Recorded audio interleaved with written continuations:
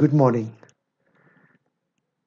A lifestyle as light bearers now, knowing that the best is yet to come. It's all about the gospel of Christ. The gospel binds us together. Let us fight together in hardship. And where it is the common purpose among people, there they live in unity. True joy has everything to do with the gospel of Christ. This week we focus on what this lifestyle should look like in practice. Now already, while we know that the best is yet to come. It's about a balance between the now and the not yet. Paul writes about this in chapter 1, verse 19 to 26, and mentions that he's torn between the two. He's pushed from two sides, and he does not know which one to choose. On the one hand, there is the not yet. It is the time after this earthly life when he knows he will live with Christ.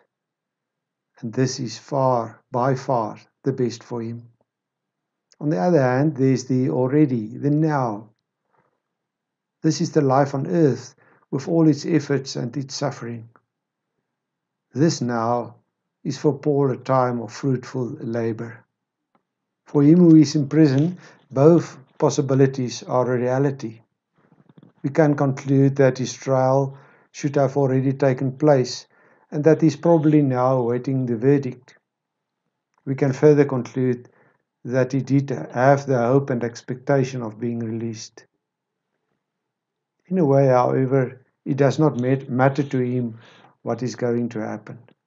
The reason, chapter 1, verse 20, is because, as always, so now also Christ will be magnified in my body, whether by life or by death. Brothers and sisters, this balance must also be a reality in our lives. We live now, we cannot do otherwise. Yet our way of life must now be influenced by our expectation of one day. This week we will reflect on this relationship and its practical implications for our way of life today. In chapter 2, verse 12 to 18, Paul gives practical guidelines on what such a life should look like. May the reflection this week add additional value to this year's focus from Paul's letter to the Philippians under the theme, Rejoicing in Struggle, a Christian way of life.